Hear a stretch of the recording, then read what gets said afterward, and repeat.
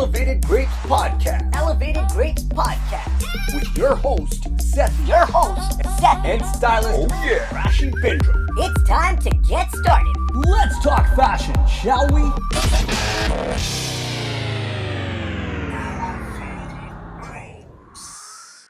So welcome to another Elevated Grapes podcast.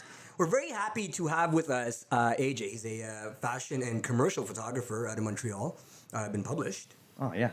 I guess I was, right? Vogue You counts? would, yes, Vogue counts. Vogue counts. Vogue counts. Okay. Published. We're going to get into that a little bit so we can find out when and where and how that all came about. So Rashi and AJ have worked quite a bit together in a number of projects. Yeah, unfortunately, in Yes. a lot of yes, projects. a lot. Yeah, I'm not sure who it's unfortunate for because I don't know AJ as well. But if I had to guess, Hey. You're on the money. I'm pretty sure I can assume. Yeah. I'm pretty sure I can assume. So tell us a little bit about your story, AJ, and what kind of work you do and sort of how you got into all this. Yeah, I've been doing photography for practically my whole life. It's that my mom will love this shout out. So my mom put a camera in my hands when I was 6 years old, and I never stopped clicking since. Was it like a Polaroid? It was a Canon Sure Shot, 35 millimeters. So I do come from the old school. I do use film. I used to work in film, and so it was a little point and shoot camera. And then I was doing photography in high school. I was the photographer there for a couple years. I moved up to photo editor. And then I worked in what do you call this? It's astrophoto in Quebec here. It's known as Blacks. So Blacks photography in the rest of Canada. And Blacks, like the retail? The retail chain, yeah. Oh, wow. So I used to work in that for about 6 years. And I really wanted to get into that because I was interested in photography and cameras. And I figured, well, it's best to just kind of dive in and immerse yourself into it. And to learn it. And the guys who were working there, they were like, listen, you don't have to go to school for photography. You don't have to take all those expensive classes. Just shoot a bunch of rolls of film and we'll judge it. And so that's exactly what I did. And I remember my first shoot was just awful. It was just a disaster. The lighting was off. The exposures were not good. Everything was just wrong about it. But it was a good starting point because they're like, okay, good. Now that you've made these mistakes, we'll show you how to progress and how to do proper exposures. And this was all with film back then. So there's no preview, there's no erasing it, and you only had, depending on your role, whatever amount of film. Yeah, so 24 shots or 36 shots. So you really had to make each shot count. So how did you do that? Like, how do you know when you're taking the shot? Okay, this is the angle I want. This is the way I want it to look. Like, because you don't have that preview. Yeah, I always felt that I had some kind of an intuition. Like, for me, when I take my pictures, or at least how I used to take my pictures, I would not always know what was right. I would just know, okay, no, this is wrong. This is not how it should look like. This is not how the composition should look like, and the lighting. But a lot of it was guesswork. A lot of it was pure trial and error, taking notes, and just slowly and patiently learning.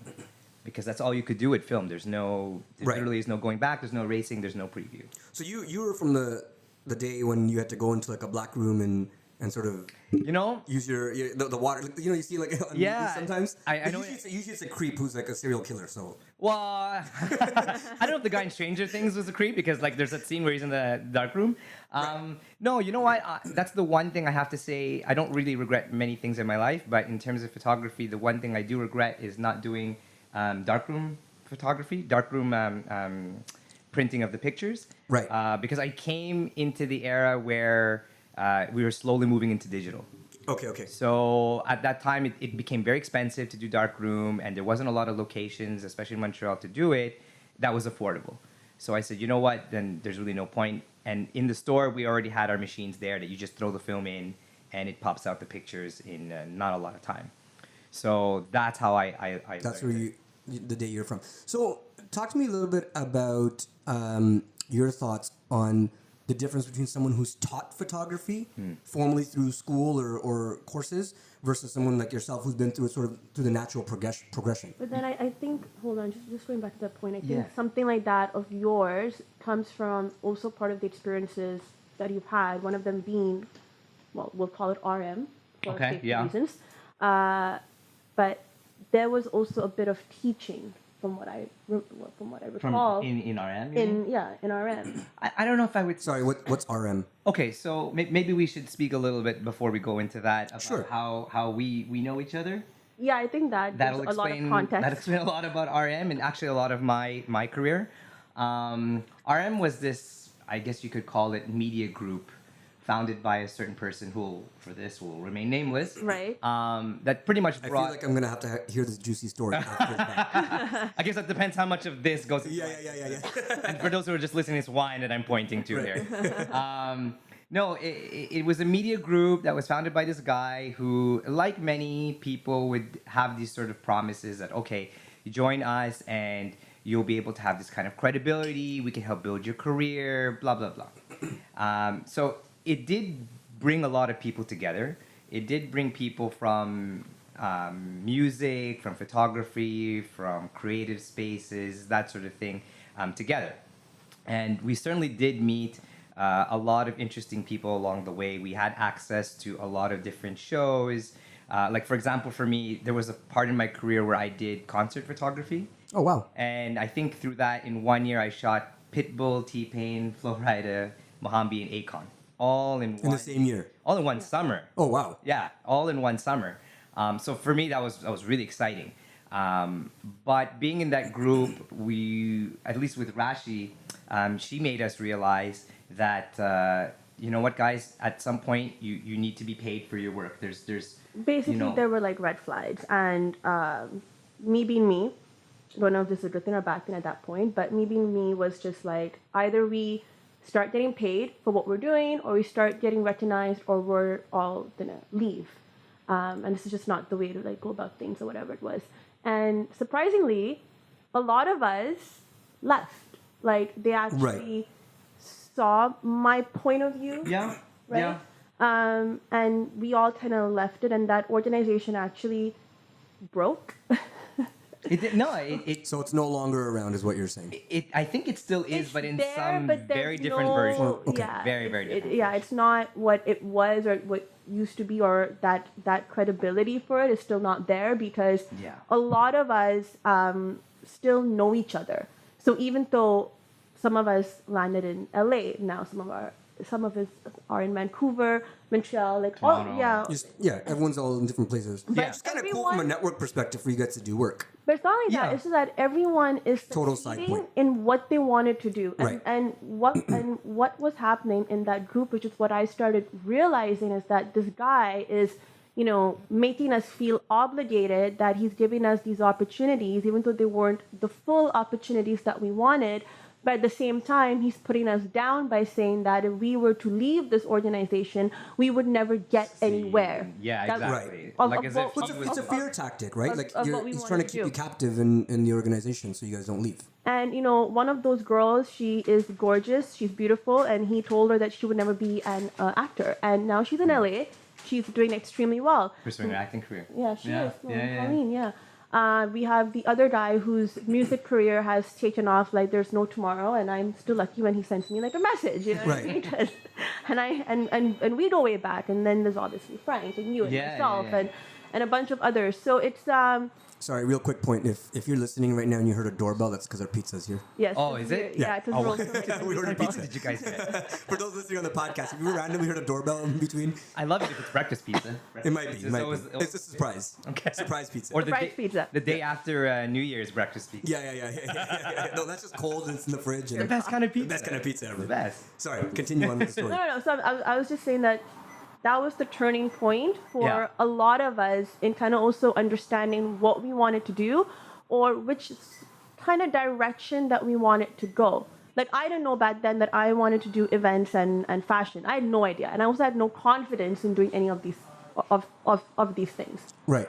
Zero confidence whatsoever. And now we both are here, like almost 9 years later. Yeah. This is how we know each other. It was through that. Yeah. It's a long history. Yeah. But those kind of situations also help to create a bond, right? Because you guys had something common that you were dealing with at the same time. I was gonna say, yeah, it was in a way, these kind of strange events that happen, or these things where you're like, oh, well, I wasted my time, or it wasn't the right choice for me. you never know what can spawn from that, right? Yeah, absolutely. But it's never a waste of time, though. And that's what I have realized with all the ups and downs. I mean, all of us who go way back, we've had our share of disagreements, we've had our share of arguments, we've had our share of not seeing things eye to eye, but at the same time, we still have that trust and respect for each other, that we're still very, very tight despite where we are in the world right now.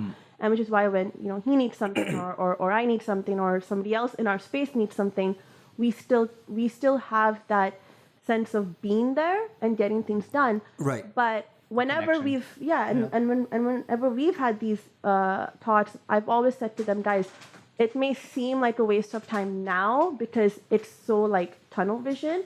But Right. if you look back, it's never a waste of time. It may not be what we wanted or the way we wanted to go about it, but it still got something positive. But sometimes those situations pull out exactly that. It pulls out what's supposed to happen versus what you think you want to have happen. Yeah. Right? Yeah, that's it. So talk about a little bit about that whole being paid for work and how that's like how as a startup photographer, because you've been through some challenges, I'm assuming, going from doing it for the exposure and getting your name out. Like, I mean, people are always anywhere, like any of these industries, like, oh, I'm going to get you exposure. I'm going to put you in front of people, do it for free, blah, blah, all that same stuff. Like we all hear it all the time. So how did you get yourself past that where it's like you being recognized for the work that you're doing and being paid appropriately for your time and your value? Well, first, thank you for that. That's really kind words, just because I've seen how far I've come, and I wouldn't say the work stops in terms of still having to demonstrate to people like your customers or clients, the value in paid work versus, okay, well, it's a collaboration or we'll get you exposure if you just do this and we'll put your name and all that. So Right. One of the first things I did was club photography. And You've done like everything, eh? Yeah, I've done. So you know what? Let me tell you quickly. So I've done almost every kind of photography you can imagine, with the exception of probably, I remember there's one woman, she was obsessed with this, flower photography. So I don't really bother with any kind of... What exactly is flower? Literally Just flowers. taking pictures of flowers. Yeah. So when I used to work at Blacks, people would print all different kinds of pictures, and one customer used to print nothing but flowers. Okay. And another one would print nothing but photographs of the TV of the Olympics. So the person was watching the Olympics on TV, and rather than recording it, would take all these pictures of the television showing the Olympics. People do some weird stuff. There was a lot of like that kind of. I can't say. I like, don't all of even it, want to but, ask like, you what other weird stuff you've seen, because I feel like... Oh, I've seen. Okay. So you know what? Part of the good thing about that RN group was you saw a lot of weird stuff also. Yes. A lot of great stuff, but a lot of weird stuff. No, but I mean, when you're working at Blacks, like what kind of stuff would people come in with? You know what? Like we've had rolls of film that sit with us for like a year, and then we have to look at it because we have to decide whether we're going to throw it out or not. And some people would come in and print like nude photography, which is not weird, but it was just how they did the nude photography. It really wasn't. It wasn't classy at all.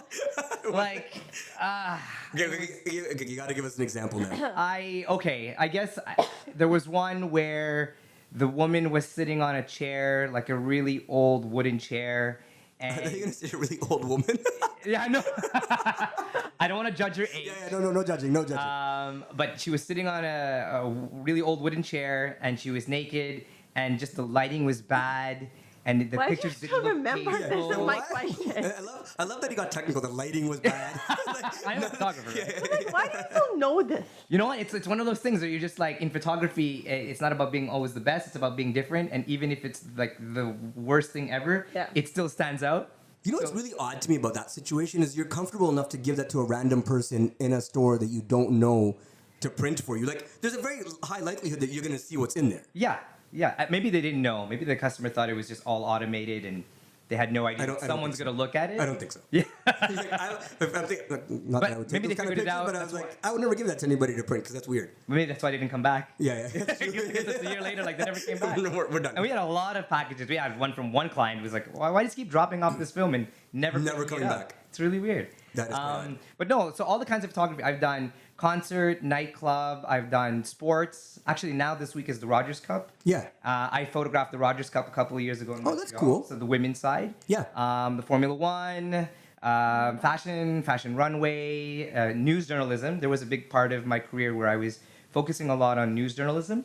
And it's only the last couple of years where I realized, you know what, that's not where I want to be. Where you want to be. Yeah. But I did think at one point that the Olympics was something I wanted to try to. That would be really cool, no? Yeah. I met two photographers from the Toronto Star newspaper, and they were telling us about their career and getting to the Olympics and how to get to the Olympics. And although they did really exceptional work and it was really great, the thing that scared me about what they had done is that it just took a toll on their body. Right. They told us their age, they told us they had families, but you could see it made them old. Yeah. It was really rugged. It's exhausting. work. It's a lot of work. It is. Like, I don't know if you see some pictures in basketball and you see the overhead shot and you see the guy dunking. Yes. But that shot is from overhead.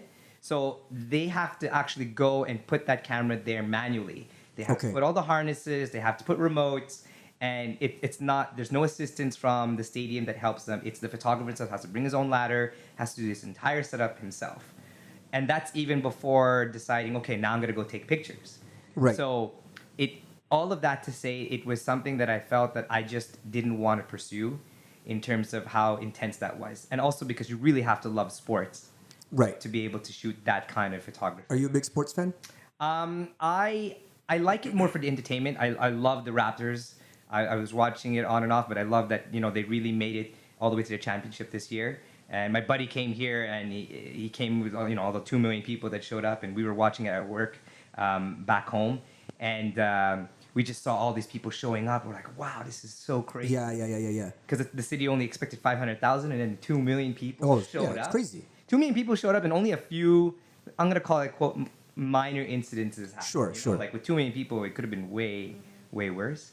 But yeah, I do enjoy sports, but not enough to be able to be passionate about photography. On a regular basis. Okay, so real quick question. Sorry. Montreal Habs or Toronto Maple Leafs? You know, I'm gonna preface this because if you answer this incorrectly, this podcast is done. okay, so it's over now. That's it. I'm going home now. Now, if you answer, just shut the camera down. I have answered that question as well, and I'm still here, so it's all good. Well, I'm only gonna say the Habs just because that's Yes, my see, because hometown. we are from Montreal. We have to say Habs. However, I am not watching the Habs the last year or two because just their performance is just, it's not, I don't like it. I don't like the team. I don't like what they're doing right now.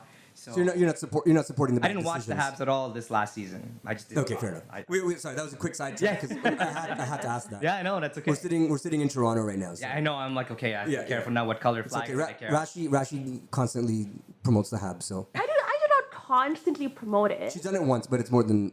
I did it I don't think she once. values her life then. Hey, listen, like we said, I didn't choose Toronto. Toronto chose me. And we've had that conversation over and over again. So, this was out of- So Rashi, you were gonna ask a question, I think. Yeah, so why don't you tell us, how did you figure out, because again, because I know you and I know what you've gone through in the past 9 years, how did you kind of realize fashion photography is where you want to be at? Because I know you've gone through some interesting moments.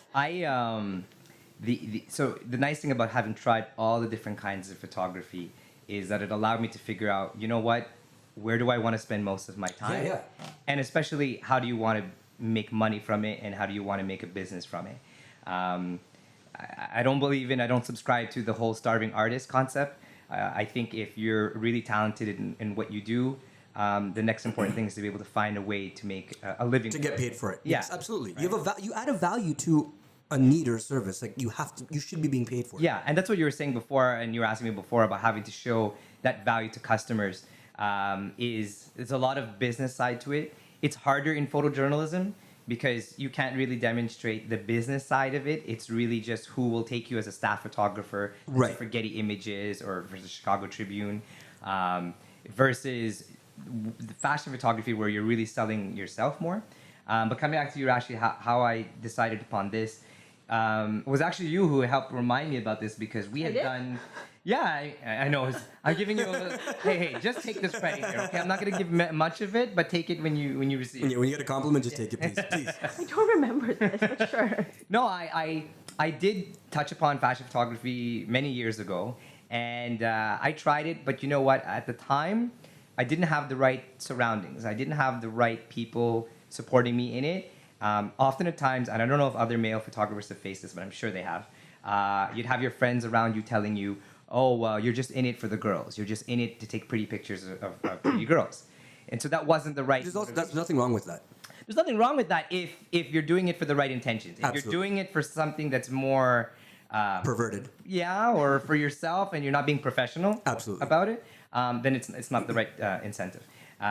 So Which we've heard stories about there's- on numerous occasions. in Montreal, there are two Yeah. photographers that were called out in the Journal de Montréal, which is a Montreal newspaper. Yeah. And it was around the Me Too. You got real French there on us, like real quickly. Yeah, I don't know if any of your Well, hopefully, yeah. if anyone You bring a French audience to us now. Bring Parle it, bring it, français bring it. aussi. Bring it. Yeah, bring it, bro. I don't know. It's an international podcast. Right? Absolutely, From absolutely. anywhere. Yeah, absolutely.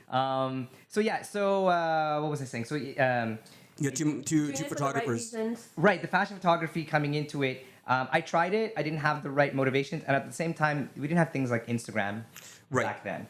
Instagram for me now has been a really big help, both for communication, both for selling myself, and for inspiration. Yeah. Because even if I don't get a chance to meet people in my everyday life, to share about our troubles in the industry, to share about our difficulties and our highs and our achievements, Instagram is allowing me to do that. Instagram is allowing me to meet a lot of people from around the world and to connect with people faster than before, and to show that, you know what, there is a chance to do fashion photography and not be told, oh, you're only doing it for the pretty pictures and you're doing it for Right, the of course. girls. So I decided, after all the photography that I tried, I attended a photo conference here in Toronto. I think it was last year or 2 years ago.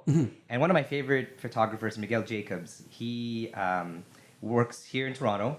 He's a pro photo ambassador, and so he teaches a lot of fashion photography. And I had the chance to speak with him a lot. And he told me one of the important things is, in today's industry, you need to niche yourself. You So can't even within fashion photography, you need to be a little more niche. I'm discovering even that. Okay. Yeah, I didn't know that maybe 2 or 3 years ago, but I'm discovering through all the kinds of fashion photography I'm doing, you have to also pick a niche even in that. It's really interesting. Yeah, but I mean, out of all the photography, he said you have to pick one and stick with it, and that's what Because you're people should building know your you brand. Yeah, you're building your brand. Exactly, and you want to be memorable. Yes. You don't want somebody to say, I want to hire a wedding photographer, but then they do food.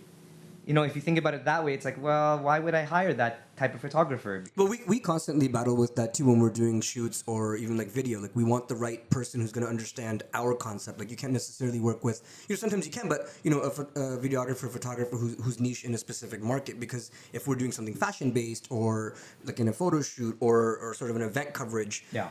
We want to make sure they're going to understand what our concept is. And they'll be more specialized. Absolutely. They'll know all the little nuances Right. about it, right? It's like I like to tell people, photographers are not like plumbers. We don't just provide a service and then that's it. Right. A lot more to it than just I come, I shoot, I leave, right? So coming back, I decided to do fashion photography because I really liked working in teams. I really liked the creative process and collaboration. I also knew that in photojournalism, it's very lonely. You're always on your own, especially having to carry all that gear. Right. And like for example, when I shot the Formula One, I was by myself. I didn't have a buddy photographer or assistant. I was all on my own, trekking through the bushes, trying to find that little hole in the fencing to be able to shoot. If I isolate that one little thing that you just said there, it's going to make you sound like a creep, which I might do on the trailer. People probably will. Yeah, it's okay. We'll go with that, looking right? through the hole. What kind of podcast is this? What is happening? I will be doing this, just so you know. Okay, that's fair. That's fine. Editing is everything, as you know. It's the wine. But yeah, so coming back, I that's why, at least a couple of the reasons why I decided to come into fashion photography was really the people. It was really that collaboration and team effort. And a lot of people should understand that in fashion photography, when people see the final image, it's not just the photographer. It's a lot the that goes entire behind team that was behind it. The stylist, makeup artist, even Oh, the yeah, retoucher. yeah. People forget about the retoucher also. People are like, oh, it's just so Photoshop. But no, like a lot of times it's just cleaning of the skin. Absolutely. It's nothing, we're not modifying the person's body shape. We're not trying to change who they are. We're just cleaning it up a little bit because at the end of the day, it is advertising. Yes. Right? And if you're not convinced about the advertising, you're going to be less inclined to want to buy the products. Absolutely. So talk about that a little bit because there's a lot of talk around, well, being more natural, being more just who you are, and photographs that come out like exactly what you said. Everyone thinks everything's photoshopped, and their body's cut in certain ways and their face is contoured in certain ways, and it's all photoshopped after the fact. It's all post.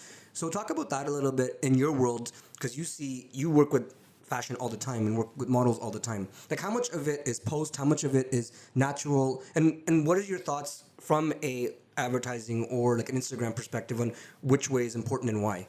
That's 15 questions. So yeah, that's a lot. I'll need like another bottle of wine to kick in, and then Rashi, I know Rashi has opinions on this too, because but it's her world as well. So so she has insight on that as well. And if you want to jump in and add something, you don't encourage. Rashi has opinions no matter what. No, I see now there's a trend. I'll talk a little bit, I guess, about the trends these days. Yeah. I see that there's a trend coming, and that there's a change that's coming in the world of fashion and fashion photography, mainly because for the longest time, it's always been about the perfect body, the perfect shape, or the ideal shape. Yeah. And a lot of times, it's being driven by men. Sorry. Just want to understand what that means. When you say it's being driven by men, in terms of being the viewer?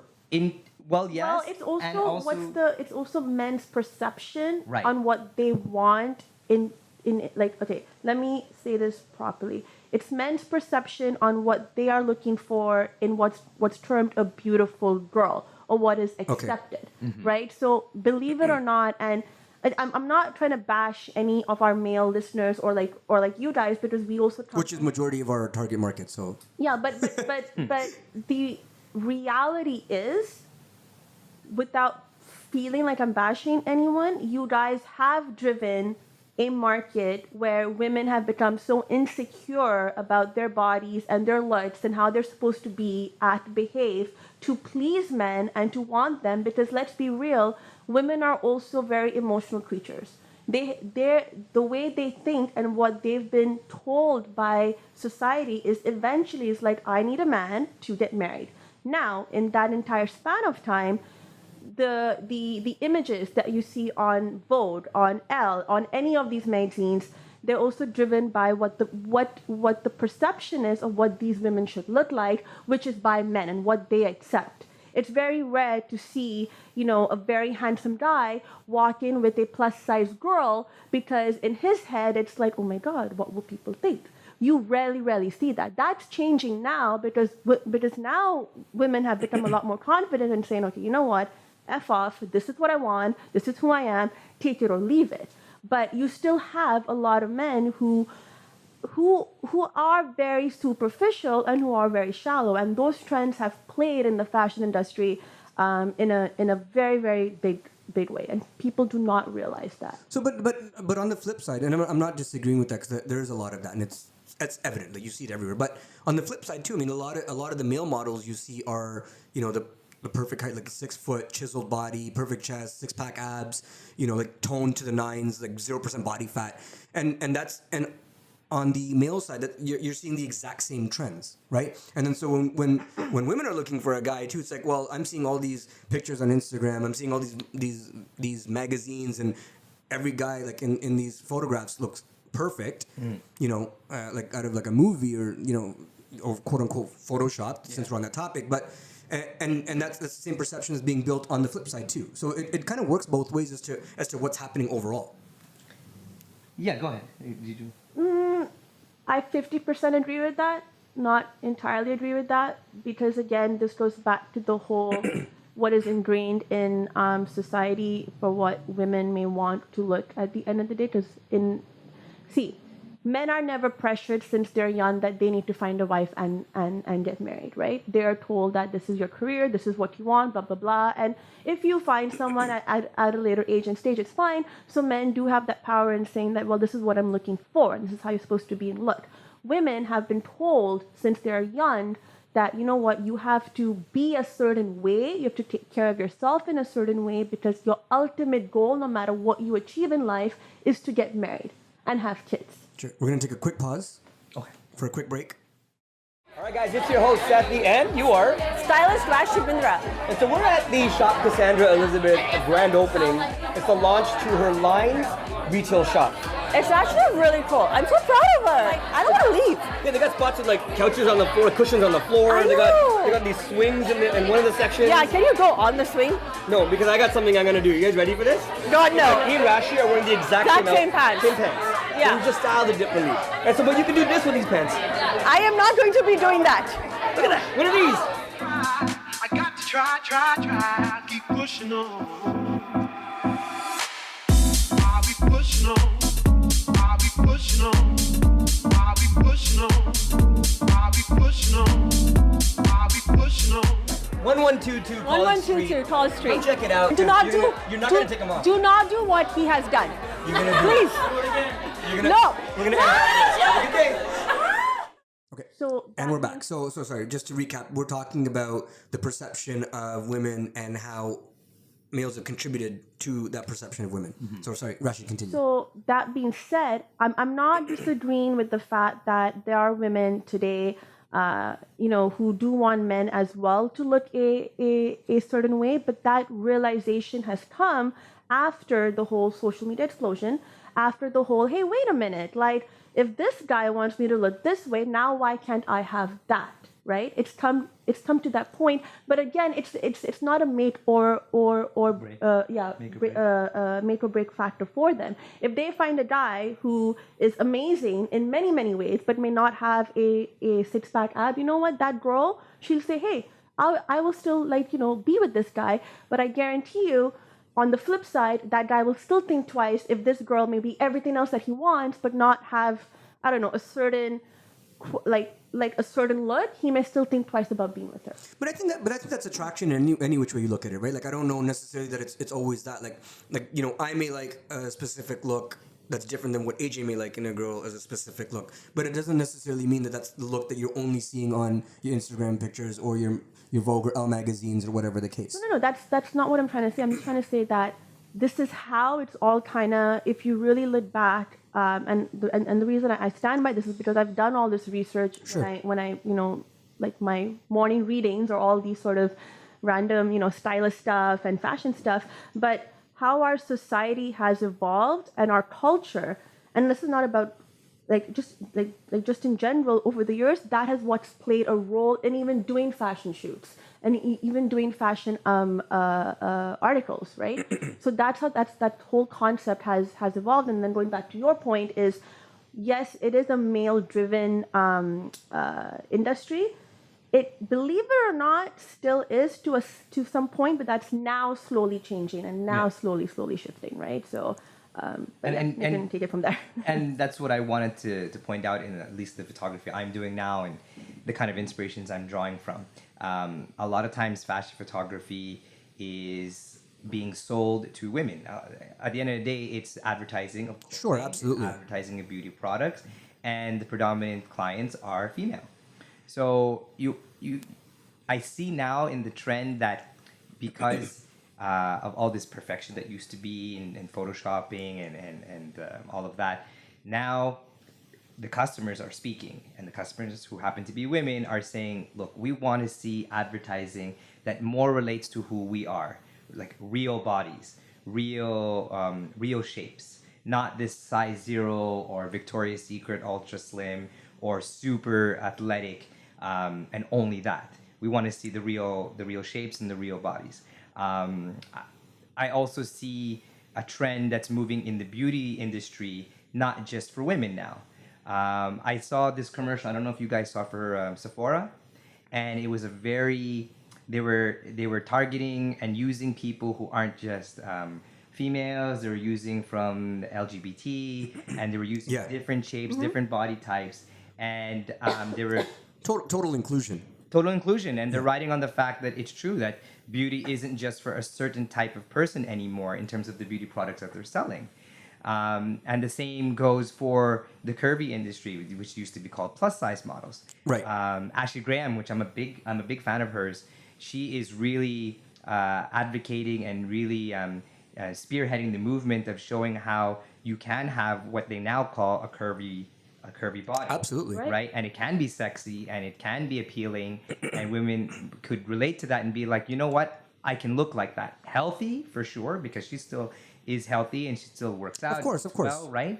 But that type of body that shape. body shape, yeah. Right. But let's talk about that a little bit, because as Instagram came about, we saw a shift from the ultra slim, size 00 girl that you would see in a magazine, and a lot of the Instagram models versus magazine models are a lot more curvy with, like, the different body shape and that sort of thing. So talk a bit about that and what you've seen in the divide between the two, because there's a definite difference in the looks between the Instagram model and the magazine model. Okay. Instagram is so vast right now. Right. Okay. So when people say, of course, Instagram model, it could be one of two things. It could be a real professional model. Yes. Or I'm talking about the professional. okay, model, we're not talking about those who say I'm a model. Yeah, because they have 20,000 Instagram. followers. Yeah. Yeah, exactly. Yeah. I think when it comes to Instagram, and again, it depends on whose account, and it depends if it's if there's somebody behind the scenes who's choosing the pictures to be posted. But I see that with Instagram, with professional models, it allows them to show their true self now. Yeah. Their imperfect self. Yeah. So themselves without makeup, themselves on a regular day without any of the fancy clothing and fancy hair that they have. Or just, like, it's a casual day. I'm going to show myself in sweats, and that's how I'm going to show myself, right? And I see that because there's no boundaries, more or less, that's set up with Instagram, much like YouTube, you get a more real sense of how that person at least curates themselves. Absolutely. And I say curates because they're still choosing what to show and what not to show. Exactly. Right? Versus magazines, it's strictly choosing for advertising. Yeah. Absolutely. It's chosen for you. It's Chosen for their demographic and what they're trying to achieve. Market and Absolutely. all that stuff, right? So let's go into that a little bit more about the Instagram side. A lot of our target market with our podcast and our work is guys. Okay. Sort of guys between 23ish to give or take, late 40s kind of range. And we're in that Instagram age. We're in the age of selfies. We're in the age of finding the right picture, the right angle to post, and having that look that you want to create or achieve for yourself. So talk to us about, as a photographer, when you see a picture, like, what are things that a guy should look for when they're taking a picture, whether it's the type of color or the angle or whatever the case that you find important that pops on camera. I think the first thing to understand, which I try to advise a lot of people, is, well, who are you shooting this for? Right. Right. If you don't understand your client, if you don't understand your customer, then it's going to be very difficult to know how to shoot your image. In terms of then the customer, and in terms of male photographers, I think the thing that I see a lot with male photographers is they're shooting, even if they understand their customer, they're still maybe shooting for themselves. And I mean, they're shooting in a way that they think would be appealing, not who the end user would be or the end person looking at the images would think is. So for example, if you tell a guy he needs to shoot a swimsuit shoot, he may do it in one of two ways. He may shoot it in something that looks more like, I don't know, I don't have an example here, but that looks more, I don't know, what's a level less than Victoria's Secret? Because Victoria's Secret, I think, is too high up. Whatever. Think of a level less than that. La Vie en Rose. Okay. Sure, why not? If they had swimsuit. Or let's go with lingerie. Sure. If you had lingerie, so La Vie en Rose. They do have swimsuits, by the way. Okay, no, but they're known more for lingerie, right? So let's say, okay, whatever. Let's say La Vie en Rose, which is in Quebec, a lingerie brand, which I think is now purchased by Victoria's Secret. It is. Right. So if you think like that, if you ask a photographer, shoot this model for lingerie, okay? They're either going to shoot it like that, or they're going to shoot it like Maxim magazine. Right.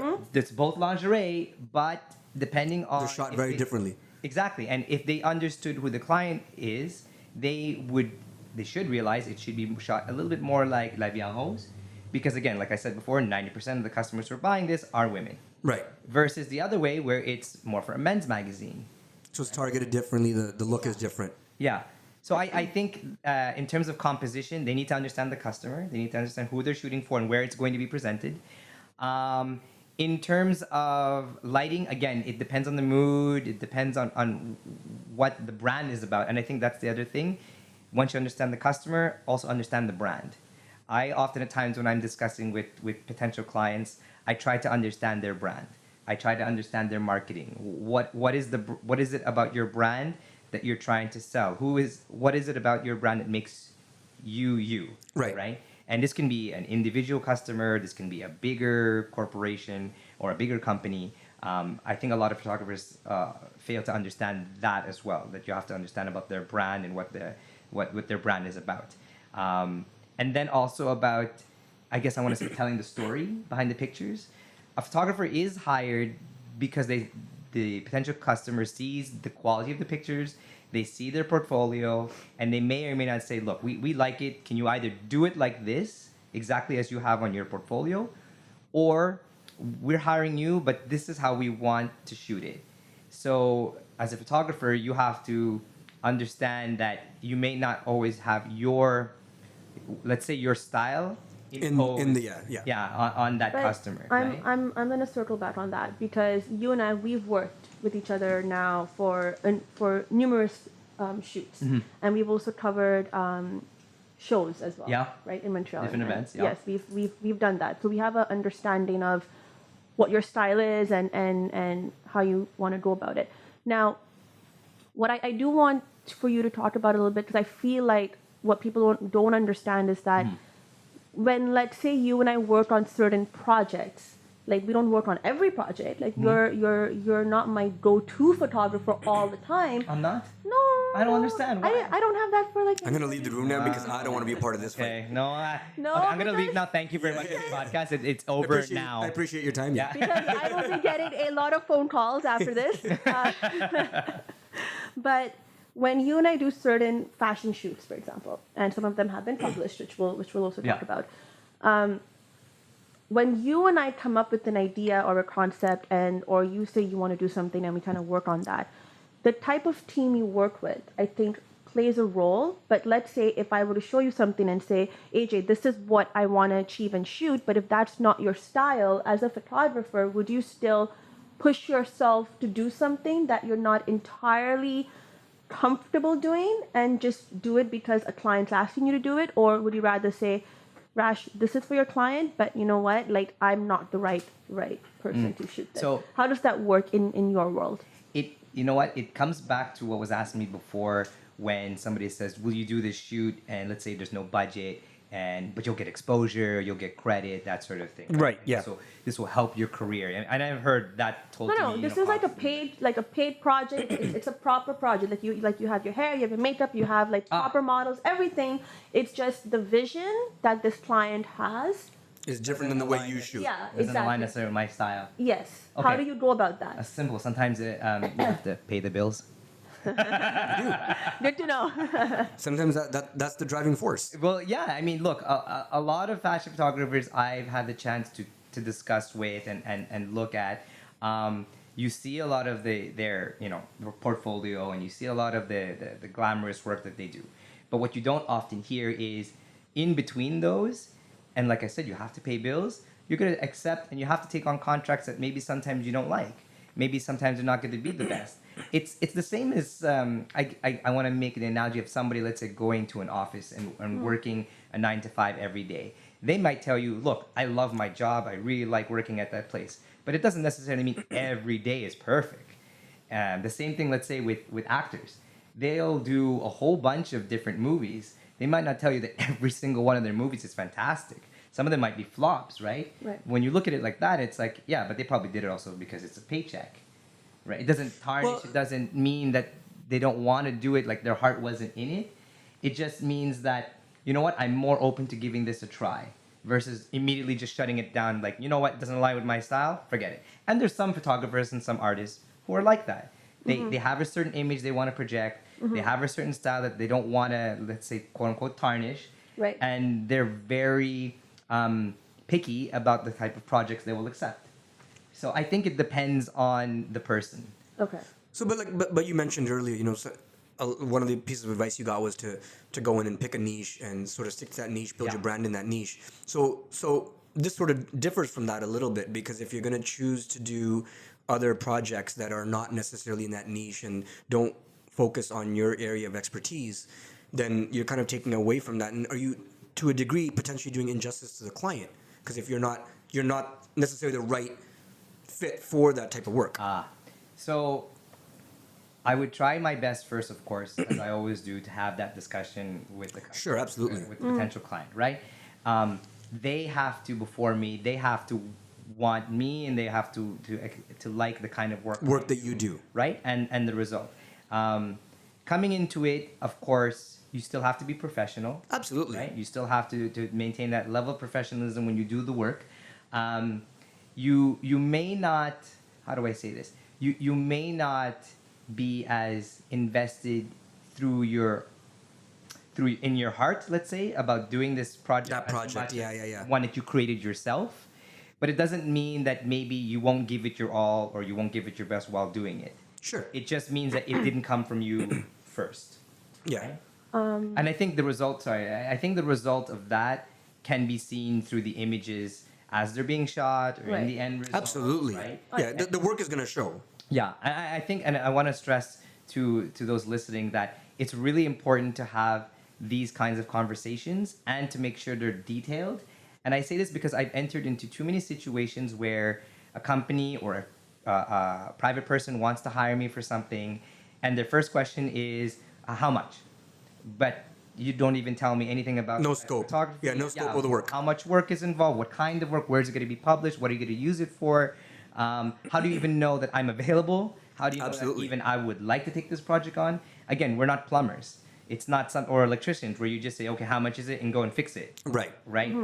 I need to fix my faucet. How much is it? It's not, we're not doing that kind of work, right? Yeah. You're not hiring us because of our camera. You're hiring us because of our creative ability and as a person, not just because of the camera. I think that The lighting just went out. can we keep going here? We're good. Let's Yeah. go. Okay. Yeah. All right. Natural lighting. Natural lighting. Natural lighting. Yeah. Sun is out. Now you see my face. You see that chisel jaw before because of that flat light. Yeah. Anywho, so going on, moving forward. But yeah, that's it. It's Right. It's I don't want to say it will tarnish too much the customer, because also, like I said, as long as you have that good understanding between the customer and yourself, and you have these conversations, and you don't skip over what they might think is like insignificant or little details, in the end, people will be happier for the results at the end. Okay. So you mentioned really quickly about, where you're going to be published and that sort of thing, depending on the client. So where have you been published? That was actually my Yeah. question. Oh, everyone's excited now. Now we're excited. Yeah, now it's about important. Where's This the is important. publication? Whatever you are allowed to mention, obviously. Oh yeah, no. The first one. I'll speak with just fashion, because I have been published in non-fashion work, but I'll focus on the fashion. The first time, and this was, it was a bit by fluke, but I think it was only because of Instagram. Was Vogue UK. Oh wow. November That's 2015 huge. edition. Yeah. I remember that because the cover of it was a James Bond issue. I wasn't on the cover. Oh, okay, I was gonna say, Yeah, I the know. cover? Everyone's like, "Oh, you're on the cover." I'm like, I have a couple years until I make it to the cover. You will. You will. Oh, thank you. And you'll be there. I'll bring you. Of course. What do you mean? I love the assumption that she's like, obviously I'm gonna be there. Again, I didn't sign any. Yeah. No. There's no contract in front of me. Here, But there was a verbal, like you said it on a podcast now, which Do you everybody's gonna wanna hear. The camera can about see the I'm crossing stuff? my fingers as well. Do you want to talk about the stuff that we have done with each other and that has gotten published? We haven't. No, I'm just There kidding. you go, Yeah. there you go. No, okay. So So Vogue UK was your Vogue first one. UK was the first one, and that was a little. That's a great first publish. You know what? I that's where I really was like, okay, I really got to pursue this fashion thing, Right. because I didn't intend to pursue fashion as hard back then. No, you And didn't. only- And I actually, it was this picture and Yeah. story to like touch. Yeah. And now it's coming back to me. It was this image, and we were having this discussion back then, and he was going on about like, maybe I should try a wedding, and maybe I get more clients there, and I get more paid there, blah blah blah. And I looked at him, and I saw what he was doing, and I'm like, are you insane? What is wrong with you? I mean, a little bit insane, aren't we all? Yeah.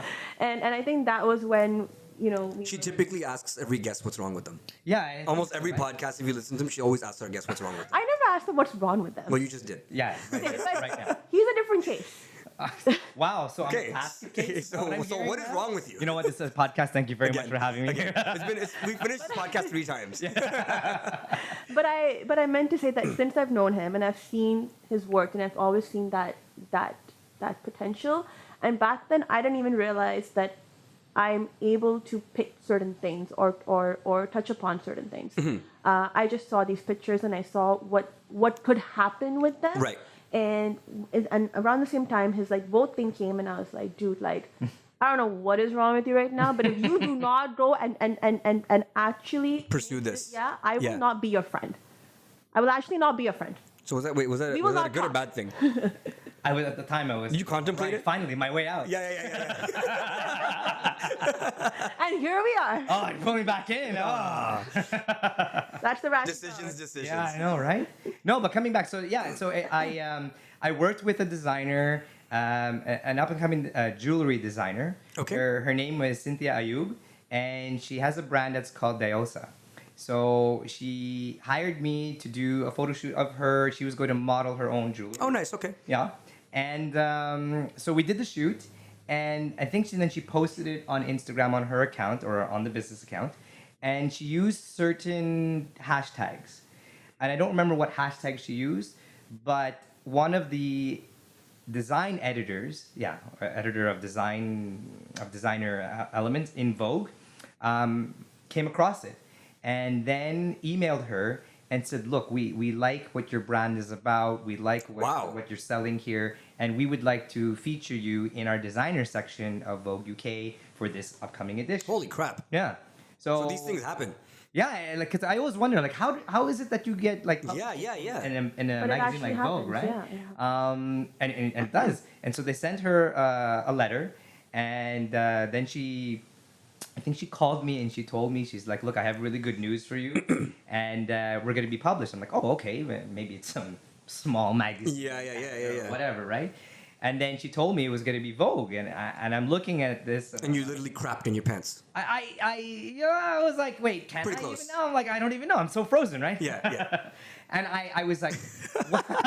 Yeah, that's I part just of the registered trailer. that. I just registered that. That's part of the trailer. Yeah, You yeah, can have that yeah, in a yeah, I just full registered that. crap. Yeah.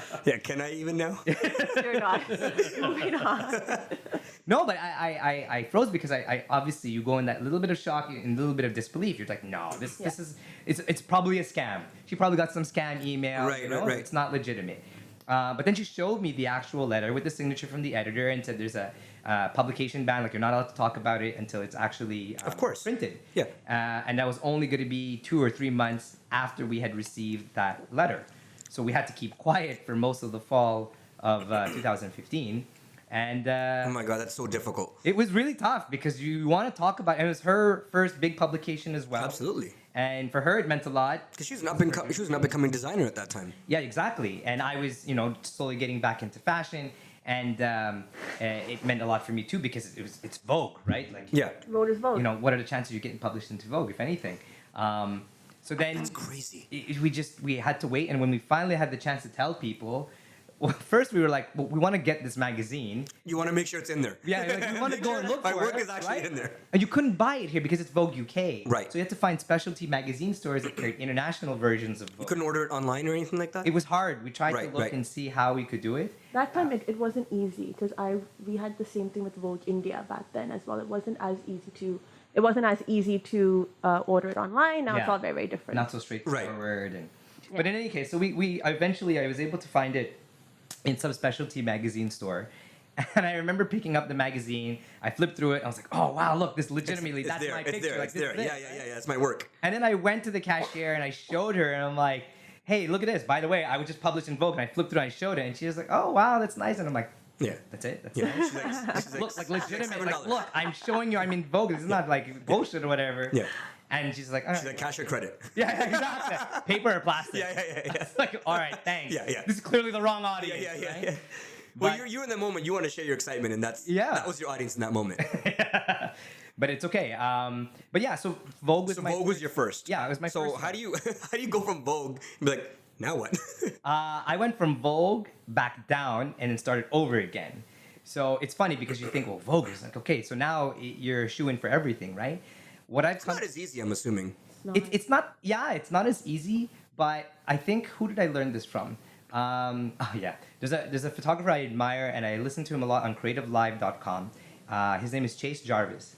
He is world renowned. Used to be fashion. That's a pretty cool name. Yeah, right. Because Right? it sounds rings with you. Chase Jarvis. Yeah. You sound like you're like some sort of R&B soul singer. He's really white, so it's not at all. okay, Like, so yeah, so no, it's- sorry, Chase. I don't know. It doesn't mean that you can't do R&B, but Hey, I'm sure you can. I mean, if you wanted to, I'm sure you could. But Chase Jarvis. can we cut this part out? Yeah. The podcast is over now. Yeah, 4. That's 4. The count is 4. Wow. No. So I'm a big admirer of him, and it's because of resources like Creative Live and photographers like him that he's showing how people like me can make it and break into the industry. Gotcha. So, for example, how to be published, how do you make it into these magazines? And one of the things he said is, look, in this Instagram world that we all live in now, you might have some 20-something photographer who's never shot anything in his life. He just shoots a certain way, gets hired by Nike for one time, one gig, and now all of a sudden he thinks he's hot shit and he has the world. Yeah. And it doesn't work like that. Yeah. Because even if he got that one contract that one time, you still have to say, okay, now how am I going to do this again? How am I going to get to the next? How do you leverage that? Yeah, exactly. And often at times you don't. Yeah. Oftentimes it means shit. Yeah. Right? So even now being able to, I'm fortunate and I'm blessed to be able to carry the credibility of having been published in Vogue. In a way, I was humble about it. I said, you know what? That was a fluke. Now I'm going to work at it in the way that I'm going to earn my way up, climbing the ladder. Absolutely. Right? So I literally started from zero and work my way back up. So doing it the way I've been taught, which is you go do test shoots, you then create a portfolio that's strong enough that you can approach agencies. They will then send you professional models, real models. So it's not models that are just Instagram famous or even before when I did fashion, I used to use a lot modelmayhem.com. Yeah, Right. I remember that. Yeah, you remember that those days? Yes, I It's- do. I- Rashi's face tells me that was a disaster. You know what? It's because it's I don't know if you ever seen or heard of Model Mayhem. No. It's I guess I want to say it's like the Facebook of, It was, and of models and photographers and stylists, makeup artists. so at some point I was on there as well as a model when I was like, this is like years and years and years and years and years and years ago. When I was modeling, okay wonder they called it mayhem. whatever. It's more on the mayhem Yeah, part. it's mayhem. When I was modeling, and at that point, at some point, it was pretty legit. After Right. that, it just got really creepy and weird, and I stopped using it. I actually stopped using it. You know and what? I still don't use it. So it Honestly, just I creeps me think out. it's still legitimate because I still know some models who are using it, and I think it depends on the market. In LA, it's really popular. It's really legitimate. Okay. I didn't have that experience after. I Well, you know think what? after Facebook and Instagram, for me, Model Mayhem just got really creepy. Yeah, because it's like who ends up being on there anymore when you have these tools, right? Yeah. But, I also stopped modeling too, so. Oh well, okay, that's good for the rest of us. Yeah, 100%. Excuse me. Thank you. We thank you for that. No, I will, but I will not show certain recent images. That's all I'm gonna say. Okay, there you go. I won't ask. I don't even want to I want to be able to sleep well at night. Absolutely. You've seen it, so shush, Crap. shush. See, I sleep really well at night. Yeah, I haven't don't. seen this. I have nightmares. Hey, jackass. No. So coming back, once you're able to have a good portfolio and you're able to approach agencies, then you're getting, I want to say quote unquote real models. Well, quote unquote, they're real models, professional models. Sure. The difference is once you hit that level of being able to shoot with agency models, Yeah. there's a certain level of professionalism and and credibility. Professionalism in the sense that they won't flake out like Model Mayhem. Because Model Mayhem, that's the thing that happens a lot. Is And that it's really Instagram models as well. and Instagram models There who you go. aren't professional models is that they might flake out and they're not accountable versus an agency where you go through them and now they're accountable because let's say you set up the call time, you set up location, the model doesn't show up. Now you don't have to contact the model, you contact the agency and say, hey, what happened? What's here? happening? Right. Where's the model, right? Because now the agency's accountable. Exactly. So it's that level of accountability. Yeah, it's professionalism. Right. And so doing that also, I'm going to do another name dropping. So I also trained with this New York fashion photographer. I attended one of her courses named Lindsay Adler. And she started off in, I think it was, middle of New York State, somewhere in New York State before eventually moving to New York City. And she advocates a lot for up-and-coming fashion photographers to do what we call, and we're still doing it, open publications or open submission magazines. And that was some of our stuff too. Yeah. So even if I'd gotten in Vogue, for example, I'd always wanted to be on the cover of a magazine. Of course, yeah. And that one I wasn't in the cover. So that was always one of my goals, is to reach a cover, because I thought that for my clients that I could attract, it would have a certain credibility. So working with Rashi, we did certain publications together. I remember our first shoot we did in Montreal. And That was so much fun. it was really good. You brought the clothing from Toronto. Oh my god, yeah. I don't know. Did you come by car, by train, by bus? I don't remember, but I remember having these like garment bags Yeah. and my carry-on, and it was like this and it was right after Fashion Week, and I asked one of the designers who I That's right, worked Toronto with Fashion Week. Yeah. at Fashion Week if I could take her clothes for a shoot to Montreal. And she's like, Rashi, it's you, of course. I like whatever you want. I'm like, sure. And I have this like crazy amount of clothing. I have no clue how we did that shoot, because I remember the night before I was partying, because it's Montreal, and I go Every there time to stay. Rashi comes back, to I've heard about the Montreal party. It's like her Las Vegas. Yeah, we're gonna take a quick break again. It's a good place to take a break. Yeah, stop right there. Quick break. Hey guys, we're taking a quick break just to remind you where you can find our podcast online. You can find us on YouTube, Spotify, Apple Tunes, Apple Music, or you know it, you call it Apple Tunes. whatever. Right. You can also find us on TuneIn, on Google Play, and of course Instagram when we do it the first Tuesday of every month. And Facebook, here and there. Here and there. Here and there. So thanks for tuning in, and now back to our podcast. And we're back. So we're talking about Rashi's partying In Las Vegas. which is in Montreal, which is also Vegas. Yeah. Yeah, we're not going to elaborate too much on that. Oh, but really? I thought that's what this podcast was all Yeah, about then. we want to share some fun stories. No, okay, no, you know no, what? This no, podcast is over. Number five. Number five. But that was, I think, one of my first publications with you as well. It was, yeah. And I think that kind of steamrolled a bunch of things, but did. for the both of us. It really did, It actually. really did. So let's rhyme them off. Where else have you been published? I can name. Well, for me, I can name, because we have different publications now. Yeah. Yes. but For me, what I've you been know. published in. So you're saying you don't exclusively work with Rashi? No, if it's a good day, I will choose not to. Hey, Because let's talk about the one where we owned oh, there's a camera here. They can see it. Let's talk about the one where we owned the entire magazine. We were Yeah, the okay, front, yeah, we can right? talk There- about that. there- So- there you go. Exactly. Okay, so you've been published. I've been published in Elements magazine, Picton magazine, Vogue. I've been published in Surreal? Surreal magazine. Elegant? Elegant and Vitalize magazine. Vitalize is Toronto magazine. Again, which Nice. we did. Yeah, Yes. which we did together. Yeah. Yeah, that's That's an amazing resume. yeah. I can talk about the one that we did together, the one where we got pretty much the whole magazine. Yeah, of course. Go for It was a few months after our first publication. So our first publication, we shot with Noemi I from love her. Montage, right? I love her. Fantastic model. And so we did that shoot, and like you said, it really snowballed A lot of the things. next bunch of publications. So I came back to Toronto in July. July. Yeah, it was July 1st or June 30th, whatever, around Canada Day weekend last year. Yep. And we organized this really big shoot where we were going to shoot in Mint Room Studios. And who was the designer that we We shot did with? Kara. We did Kara's gowns. Oh, yeah. Yeah. we Carol did Louise. yeah, Carol Louise, yeah, right. We did her So gowns. we shot that. That's the first time where I had two models. And Rashi was adamant, like, no, I have the vision here of what I want to shoot. And Rashi's like, I want 10 absolutely- models. Yeah. If it's up to her, she'll have Yeah, like I know. everybody. Just like, Yeah. okay, line up. You. All You wear this, just you wait. change that, you go over here, you stand here, She you loves sit that. down, you sleep. Finger pointing. Yeah, Loves the finger 100%. pointing. Yeah, she's Thank God she doesn't have almost a- knocked the mic over 4 times. Listen, it like pays off, okay? It's a good thing she doesn't have a bullhorn. You know. Okay, now we're gonna like. Oh. I used my She's- whistle recently, okay? She's loud enough. I was without the gonna say her bullhorn. voice is Yeah, already yeah, quiet. it carries. Yeah, so we pulled that together. It was my first shoot in Toronto using models from an agency that's I hadn't shot with here in Toronto yet. So that was with Plutino agency, and we gave them so we create a mood board Yeah. where we show what we feel the images will look like, so that the agency has an understanding of what the shoot will Of course, work out, right? yeah. And They understand your vision. the vision, exactly. Thank you. And so we showed them the clothing, we showed them the style of the shots, and the angles and the composition. And they agreed, and they gave us a selection of models, and we chose 2 of them.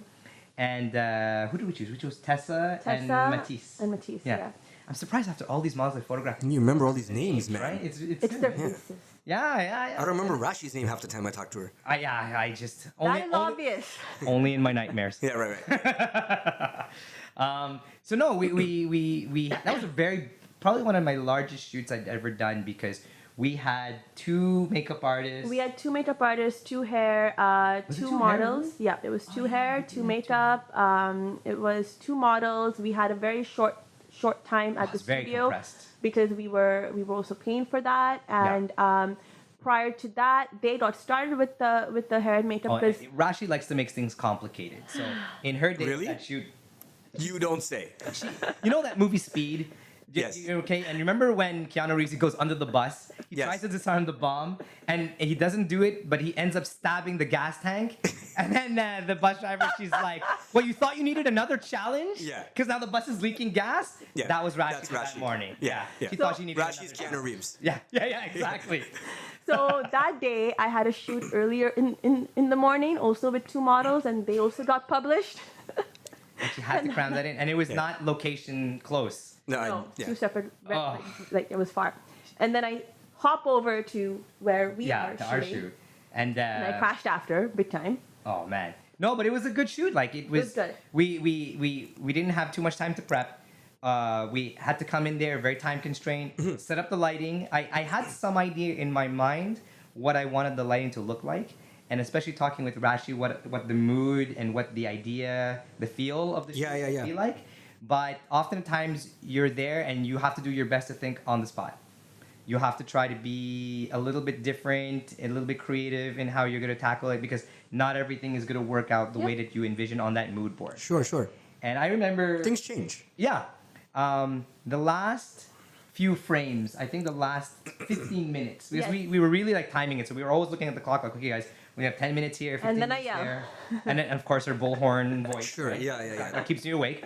Yeah. That starts right at the beginning. It doesn't, In your doesn't- sleep, in your nightmares. No, in the last... Bring AJ around more often. I like this guy. I know. Hey, More wine. I feel like we think the same. I'm not that bad, guys. Come on. Nav? No comment. That's perfect. That's, Well that's played. good. We did a bigger shoot in Montreal with like 3 models. We did. We can't, And we that can't worked talk out. about that because it's not even published yet. So we have to keep that for But the some male time. model was really good looking. Okay, we're gonna come back to that. Or actually, never. So no, the shoot we did the last 15 minutes. I remember that we were, when you hit that point in the shoot, you're like, okay, now everyone's kind of tired. You're hitting the end. Yeah, you can feel the energy. Yeah, it's dying down. The creativeness is also dying down. And I don't know what it was, but in that moment, I said, you know what? I've been shooting with this complicated lighting setup, 2 lights, and everything looks a little too perfect. You know what? Let me make it imperfect. Just do it natural. Let me make it different. Sure. Completely different. So what I did is I turned off one light. I took off the umbrella and I took off the cover for this one light, and I just used one light. I put it on the floor as if it was like a broken light, like a lamp. that Yeah. fell over, Right? And there was this, I guess, what do you call this? This chest, Yeah, that clothing chest, treasure chest type thing, thank yeah. you. That I was sitting on to take the pictures, and I was like, wait, can we use this as a prop? And I opened it and I said, oh, it's empty. So maybe we'll put the girls inside. Oh, that's amazing. Yeah, And so that was so much it was cool. fun. The models got a chance to release a little bit. They got to go a little wild with it and be a little like not so formal. And it changed the shoot a little bit too, because everyone the energy changes too, right? It did, Something yeah. News, something new is happening. Because like everybody who was on set, they were looking like, oh wow, this is so different. It's so unique. And we just shot like very quickly, 5-10 minutes. It was perfect. Just moving them inside, outside of that chest. And because of that, all those shots ended up getting us on not just published inside multi-page color copy of Elegant magazine, but they we got gave the us the cover. back, they gave us table of contents, and most importantly, they That's gave us the incredible. cover. So Yeah. practically the entire magazine. It was amazing. That's pretty cool. Okay, so AJ, where do people find you online if they want to see your work? Okay, so I'm transitioning my website right now. So my website is different from my Instagram. So my Instagram IG tag is artj.photo. So ARTJ. Well, we'll have it in the description, Yeah, but Yeah. ARTJ.photo. Photo. And my website is pantao.ca, which eventually will be changed to artj.photo. Right. And that's just because it's an older branding from when I used to do event photography and that sort of thing. But that's it. The website and my Instagram. I did have a YouTube channel, which is still the same. You can search it Pantao. And I have just one film on there. And it's sort of this fun film I did when I shot at the Montreal Fashion and Design Festival 2 years ago, the Festival Mode and Design. And it was cool. It's like a little like vlog feel kind of film featuring two models, again from montage, and just showing what it's like for them to walk runway. Mm-hmm. And then featuring some of the photographers I'd work with there, showing what it's like to photograph fashion runway. Right. So yeah, so basically my website and my Instagram. Okay, perfect. And what's next for you? Where do you want to see yourself go? So if you look at my Instagram, I haven't niched it yet. I'm still what I think is experimenting. Right. I don't know, and maybe Rashi, you can answer this later, if I have a style yet, but I'm experimenting from fashion. I've shot with men also, so fashion with men as well, to now beauty. I'm trying to do a little bit of beauty photography and sport fashion. So interesting. Yeah, so I see a lot of athletic brands coming up. And I even looked in Toronto. I think there's like at least a dozen different independent brands here that are slowly making their way across Canada and North America. So I'm looking at that, and I'm trying to shoot it in a way that could be a little bit different, a little bit unique. And I think that's a trend that's coming now is sport fashion, athletic bodies, healthy bodies, of course, and not just again what we talked about before, and not just the zero, right? All different body shapes. It's a huge market. Exactly, right? And like I said, like I'm in this to also make a living from it too. So it's not just creating art, creating art, right? Yeah. So I'm looking at to see what are potential clients. So I'm looking at that. Otherwise, right now, I'm pretty open in terms of still experimenting. I think what I want to try to do next, I had a shoot last September in New York. Cool. And right now my focus is just to at least get my name recognized in different markets. Absolutely. So that's why I've come to Toronto. I've their done leads, their contacts, it's your network, right? Exactly. And the best way is to get to know people, right? So I shot in New York City last September. I don't know if your audience will have a chance to ever look at. Well, you can see them on my Instagram. Sure. I shot. It was a really cool shoot because I had a makeup artist I'd never met before. Her tag is the Diana Kraut. It's really funny because the other day she was just featured on an episode of the Jersey Shore. Oh wow! And I messaged her and I'm like, "Are you famous now?" She's like, yeah, famous, not famous. I don't know. Depends if you consider Jersey Shore to be famous, right? It has a market. Yeah, it has a market, right? So I worked with her and a model from State Management, and we just shot. I remember Nigel Barker. He's saying, he's from America's Next Top Model, a photographer, model. Yeah. He was saying that today you don't have to be the best. You just have to be different. Yes. So I said, you know what? For this shoot, I don't have the chance to bring in a stylist. I don't have the chance to bring in too much clothing or anything. Let's just go with whatever the model has as casual clothing. And I've always wanted to shoot in New York. Let's just shoot literally in the streets of New York. Yeah. So I think we went around Soho. We shot around the different neighborhoods there. That's really cool. And I got really excited. So I said, let's go in between the taxis, in the middle of the streets, and shoot right in there. that traffic. So me and the model, we just went, 30 seconds is that light at the crosswalk.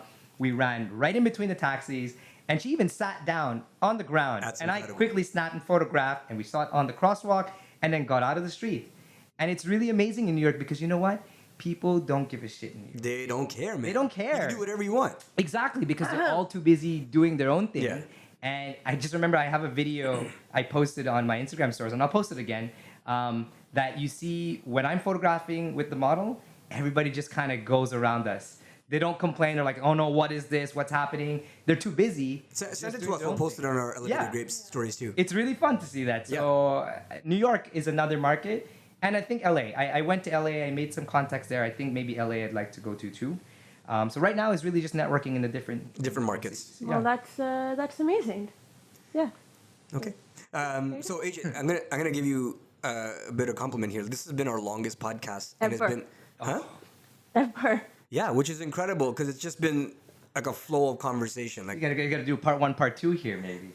No, we'll just, it gives us I was like, no. no. We're gonna throw it out once. It gives us more ad space. But so thank you for that. Thank you for bringing like so Thank much you guys insight for having me. and having such a cool conversation with us. So to our listeners, thank you for joining in again. If you haven't subscribed yet and this is your first time, hit the button below, subscribe. We hope you enjoyed the conversation. You can find AJ, as he mentioned on his Instagram. It's artj.photo. Yeah. Yeah, see, I remember that. I can remember something too. Yeah, me too. A little bit. It's the wine, right? It's always the one. So thank you again for joining in, for listening. If you are listening on Spotify or Apple Music, or we're actually on iHeartRadio now too. So any one of those streaming sites, anything that we reference will be in the description or on our Facebook page, which is facebook.com/elevatedgrapes. Rashi usually has some final words before we end off our podcast. Any opinions from you, Rashi? I'm gonna just move away a little bit. Yeah. You might. Yeah, this gets real quick. Yeah. All I'm gonna say is, See, there's always something. Yeah. all I'm gonna say is, I may be loud. I may be a lot to handle at times. At times. At times. At times. Question mark. Question mark. At times. Okay. Exclamation mark after. But my intentions for the people that I believe in, and sometimes I believe in a little bit too much, which is my fault, but when I do believe it, it's always for the greater good. So take my loudness and my craziness for what it is, and that's why you're here.